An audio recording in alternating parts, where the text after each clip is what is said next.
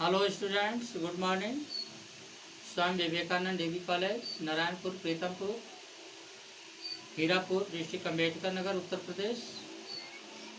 Class D El Ed second year 4th semester की online कक्षा में सभी स्टूडेंट्स का हार्दिक स्वागत है। स्टूडेंट्स, आज शिक्षण टॉपिक है ग्राम शिक्षा समिति, विलेज एजुकेशन कमेटी। इसको हम शॉर्ट में VEC कहते हैं। ग्राम शिक्षा समिति अपने पंचायत क्षेत्रों में बेसिक प्राथमिक विद्यालयों की स्थापना, नियंत्रण एवं योजना प्रारूप बनाती है। यह समिति अपने मुख्य कार्यों के अंतर्गत भवन निर्माण एवं अन्य प्रगति योजनाओं के विषय में जिला पंचायत को परामर्श देती है। इस समिति में 3 प्रतिनिधि अभिभावकों में से होते हैं। उत्तर प्रदेश बेसिक शिक्षा अधिनियम 1972 की धारा 11(1) में प्रत्येक ग्राम या ग्राम समिति के निमित्त, जिसके लिए यूपी पंचायत राज एक्ट 1947 के अधीन गांव सभा स्थापित हैं, उस गांव शिक्षा समिति की स्थापना की संकल्पना की गई है तथा इसके लिए प्रत्येक गांव में ग्राम शिक्षा समिति बनाई गई है। अस्थायी नियम सन 1972 का सन 1975 में संशोधन किया गया तथा उसके लिए प्रत्येक गांव में ग्राम शिक्षा समिति बनाई गई।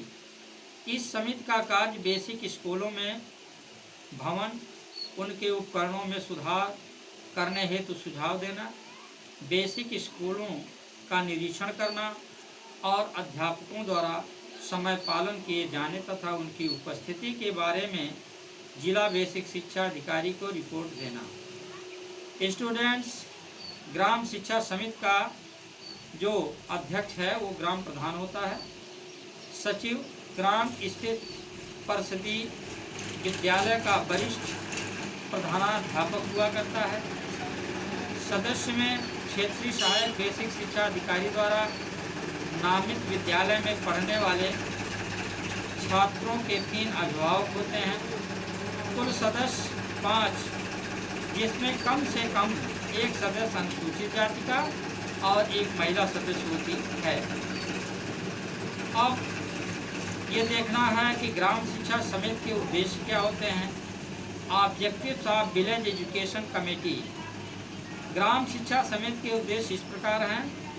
इस विधेयक में इस संकल्पना के पीछे प्रमुख उद्देश्य ये था कि गांव के प्रधान का जो इस समिति का पदेन अध्यक्ष होता है, एक निर्वाचित जनप्रतिनिधि होने के कारण गांव के शैक्षिक विकास में रुचि लेना, जिला स्तरीय अधिकारियों एवं जनप्रतिनिधियों को अपने रचनात्मक सुझाव भी प्रस्तुत करना।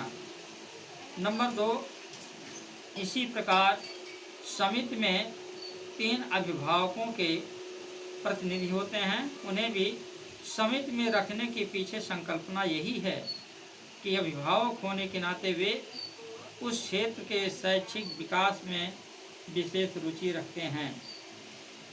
ग्राम शिक्षा समिति के सदस्य members of village education committee.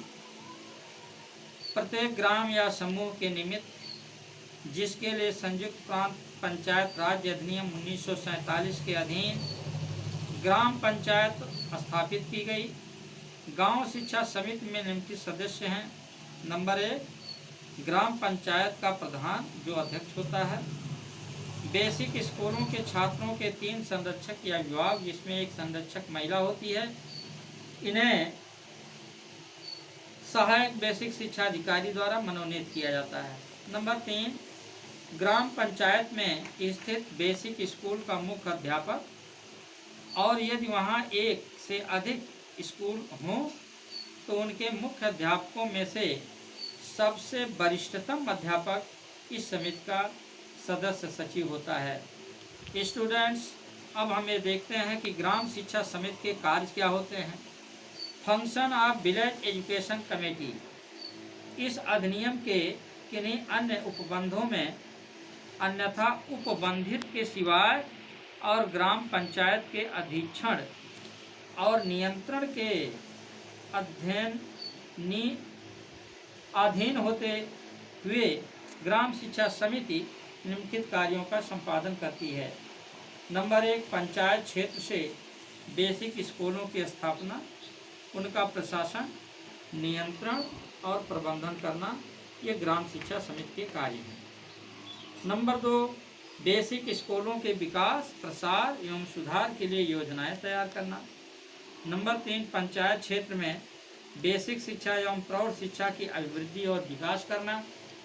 Number 4, basic स्कूलों, उनके भवनों और उपकरणों के सुधार के लिए जिला पंचायत को सुझाव देना। बेसिक स्कूलों के अध्यापकों तथा अन्य कर्मचारियों के समय पालन एवं उपस्थिति को सुनिश्चित करने के लिए आवश्यक कदम उठाना। पंचायत क्षेत्र की सीमाओं के भीतर स्थित किसी बेसिक स्कूल के किसी अध्यापक या अन्य कर्मचारी पर ऐसी रीत से जैसे विहित की जाए लघु दंड देने की सिफारिश करना। और आखिरी पॉइंट जिसका है, बेसिक शिक्षा से संबंधित ऐसे अन्य कार्यों को करना जिन्हें राज्य सरकार द्वारा उसे सौंपे जाएं। Okay students, thank you.